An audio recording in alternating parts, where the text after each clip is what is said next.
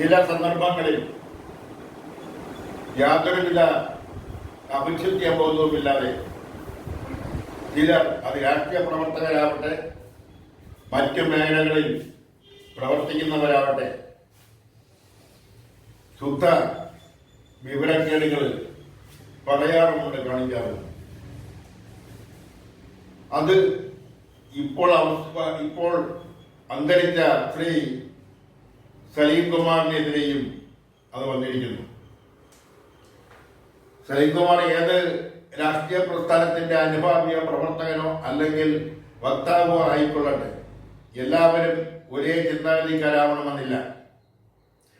കലാ സാഹിത്യ രംഗത്ത് നിൽക്കുന്നവർ തന്നെ ഇടതുപക്ഷ ചിന്താഗതിക്കാരും അതോടൊപ്പം തന്നെ കോൺഗ്രസിന്റെ അനുഭാവികളും അതിന്റെ ആയിട്ടുണ്ട്. രാമു കരിയാട്ട് തന്നെ കമ്മ്യൂണിസ്റ്റ് പാർട്ടിയുടെ സ്ഥാനാർത്ഥിയായി മത്സരിച്ചപ്പോൾ അദ്ദേഹത്തിനെതിരെ മത്സരിച്ച കോൺഗ്രസ് സ്ഥാനാർത്ഥി ശ്രീ സുകുമാർ അഴീക്കോടായിരുന്നു. അതുകൊണ്ട് രാമു എതിരെയായിട്ടോ സുകുമാർ അഴീക്കോടിനെതിരെയായിട്ടോ ഒരു ആക്രമണോ അല്ലെങ്കിൽ വാചകപരമായ അഭിപ്രായപരമായ ആക്രമണം ഉണ്ടായിട്ടില്ല. എന്നാൽ പുതിയ തലമുറ, പ്രത്യേകിച്ചും പുതിയ ടെക്നോളജി ഉപയോഗിച്ചുകൊണ്ട് യുവമാധ്യമങ്ങളിൽ സലീം കുമാർ അത്യാസന്ന നിലയിൽ കഴിയുമ്പോൾ അദ്ദേഹത്തിനെ ആക്ഷേപിച്ചുകൊണ്ട് അദ്ദേഹത്തിനെതിരെ സാമൂഹ്യ മാധ്യമങ്ങളിൽ ഒരിക്കലും ഉപയോഗിക്കാൻ പാടില്ലാത്ത വാചകങ്ങൾ ഉപയോഗിച്ചു അദ്ദേഹത്തെ അധിക്ഷേപിച്ചു. മരണശേഷവും അദ്ദേഹത്തിനെതിരെയുള്ള അത്തരം ആക്ഷേപങ്ങൾ തുടർന്നു. ഇത് ഒരു കാരണവശാലും അംഗീകരിക്കാനാവില്ല. ഇത് ശുദ്ധ വിവരക്കേടാണ്.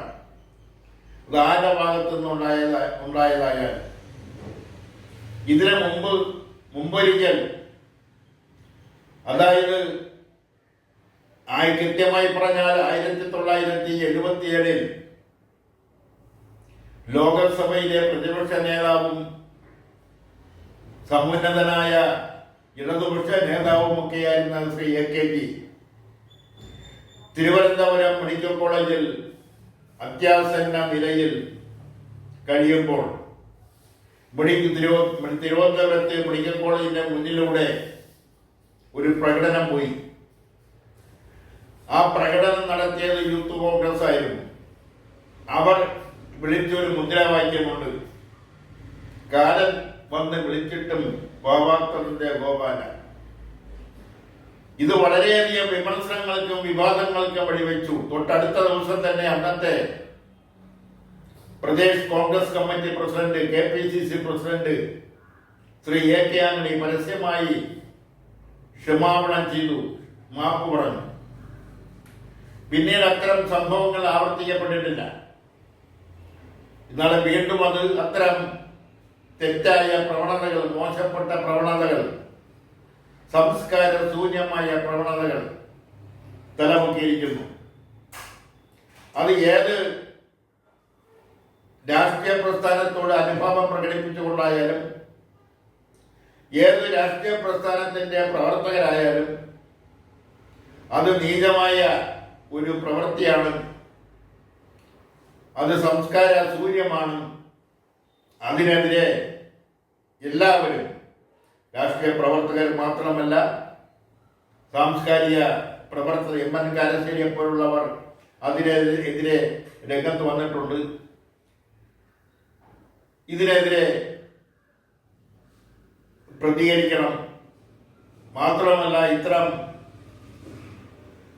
കാര്യങ്ങൾ, ഇത്ര വില കുറഞ്ഞ സംസ്കാര ശൂന്യമായ പ്രതികരണങ്ങൾ ഇനി ആവർത്തിക്കാതിരിക്കുന്നതിന് വേണ്ടുന്ന മാനസിക ശിക്ഷണമാണ് അവർക്ക് നൽകേണ്ടത്. ഇനി ഇത്തരം സന്ദർഭങ്ങളിൽ അതാരെക്കുറിച്ചായാലും കേരളത്തിൻ്റെതായ ഒരു സംസ്കാരമുണ്ട്. വ്യത്യസ്ത ധ്രുവങ്ങളിൽ നിന്നുകൊണ്ട് രാഷ്ട്രീയപരമായി ശക്തമായ വിമർശനങ്ങളും ആരോപണങ്ങളും ആരോപണങ്ങളും അങ്ങോട്ടും ഇങ്ങോട്ടും പറയുമ്പോഴും ഒരാപത്തുണ്ടാകുമ്പോൾ അല്ലെങ്കിൽ അതിൽ ഒരു മരണം സംഭവിക്കുമ്പോൾ അത് ഏത് കക്ഷിയിൽപ്പെട്ടവർക്കായാലും ആ മരണത്തിൽ എല്ലാവരും ദുഃഖിക്കുകയും ആ മരണ ചടങ്ങുകളിൽ എല്ലാവരും പങ്കെടുക്കുകയും രാഷ്ട്രീയ ഭേദമന്യേ എല്ലാവരും പങ്കെടുക്കുകയും ചെയ്യുന്ന ഒരു സംസ്കാരം കേരളത്തിനുണ്ട്. അത് നിലനിന്ന് പോരണമെങ്കിൽ ഇത്തരം